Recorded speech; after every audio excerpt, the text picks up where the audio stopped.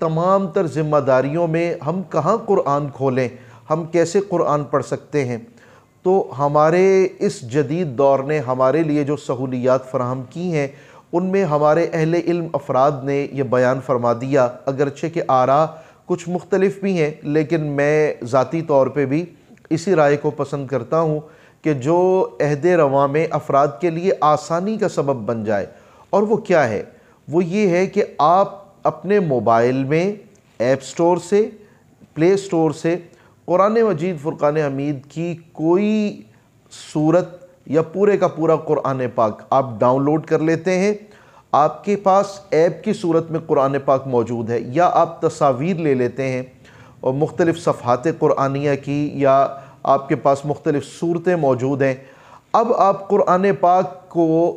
Mobile के अंदर पढ़ना चाहते हैं। जब आप अपने हाथों में मोबाइल लिए हुए कुरान पाक पढ़ना चाहते हैं, तो अहले इल्म अफराद के फ़ुक़हा के अक़वाल के मुताबिक इसको हाथों में लेके कुरान पढ़ने में आपको वज़ू की ज़रूरत नहीं रहती। हाँ, अगर कोई शख्स एहतियातन वज़ू कर लेता है तो ये बहुत अच्छी बात है, और ये उसके तक़वा पर दलील होगी, और ये बहुत उम्दा और अच्छा है, इस बात से इनकार नहीं। लेकिन आप कुरान पाक को अगर आपके मोबाइल्स के अंदर ऐप की सूरत में मौजूद है, आप कुरान पाक को खोलिए और कुरान पाक को पढ़िए। आप अपने ऑफिस में बैठे हैं, आप अपनी गाड़ी में थोड़ी देर के लिए किसी का इंतज़ार कर रहे हैं, आप अपने किसी काम में मसरूफ़ियत से थोड़ा सा वक्त निकाल के अपने घर के अंदर बैठे हैं, अपने बिस्तर के अंदर बैठे हैं, आप किसी जगह किसी शख्स के मुंतज़िर हैं, वेटिंग रूम में बैठे हुए हैं, आप अपने डॉक्टर का इंतज़ार कर रहे हैं, अपनी बारी का इंतज़ार कर रहे हैं, आप बैंक में बिल्स जमा करवाने के लिए वहाँ कतार के अंदर लगे हुए हैं, उसी दौरान में बस आपके दिल में ये ख्याल आया, आपने अपनी पॉकेट से अपना मोबाइल निकाला, एप्लीकेशन खोली कुरान पाक की, और आपने कुरान पाक पढ़ना शुरू कर दिया। कितनी सहूलत हो गई हमारे लिए आज के दौर में मोबाइल के ज़रिए कुरान पाक पढ़ने की। अब आपके जहन में ये बात आ सकती है भी कुरान पाक को तो बग़ैर तहारत के नहीं छुआ जा सकता, तो बिल्कुल दुरुस्त आपके जहन में ये बात आई, कतई तौर पे ऐसा ही है, कुरान मजीद का यह हुक्म है। लेकिन जिन अल्फाज को बाकायदा तौर पे सबात और दवाम हासिल होता है, जो लफ्ज़ लिखे हुए होते हैं और मुसलसल लिखे रहते हैं, आप जब भी उनको छुएंगे तो बग़ैर वज़ू के नहीं छुएंगे।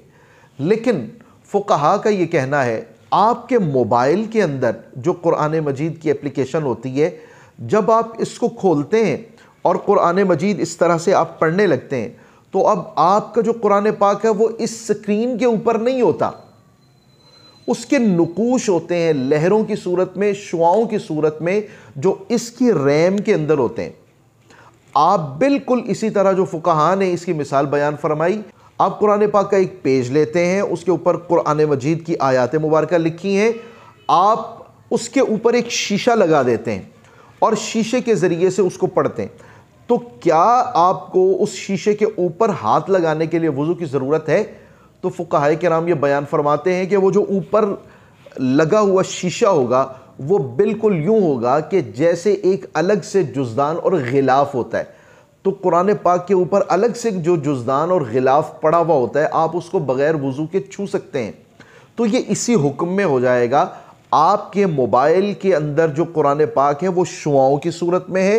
हुरूफ और कलेमात की सूरत में नहीं, नक्श की सूरत में है, लहरों की सूरत में है, सॉफ्टवेयर की सूरत में है, रैम के अंदर मौजूद है। लिहाजा जब फ़ुक़हा किराम ने इसको बयान फरमाया और मुख्तलिफ़ मसालिक के उलमा ने इसको बयान फरमाया, न सिर्फ पाकिस्तान, इंडिया, बांग्लादेश के उलमा ने, बल्कि हमारे अरब ममालिक के जो काबिल क़द्र उलमा हैं उन्होंने भी इसको ज़िक्र किया है। तो हम क्यों ना इससे फ़ायदा उठाएं, क्यों ना अपने ऑफिस के अंदर बैठे हुए, वेटिंग रूम में बैठे हुए, किसी कतार के अंदर लगे हुए, कहीं आते जाते हुए, जहाँ भी हमें थोड़ी सी फुर्सत मिले, हम कुरान पाक को निकालें। आप नाजरा पढ़ना जानते हैं, जैसे हाफिज़ कुरान बग़ैर वज़ू के जहाँ चाहता है कुरान पाक पढ़ सकता है, बिल्कुल इसी तरह आप अपने पॉकेट से मोबाइल निकालिए,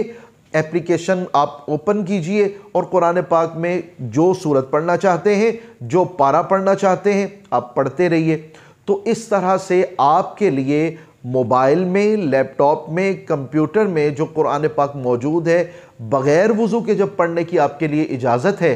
तो फिर आप कुरान पाक न पढ़ने की जो हम गलती मुसलसल कर रहे हैं और इससे हम गफलत बरते हुए, कम अज़ कम उस गफलत से तो दूर हो जाएंगे। अल्लाह रब्बुल इज़्ज़त हमें अपने कुरान के करीब कर दे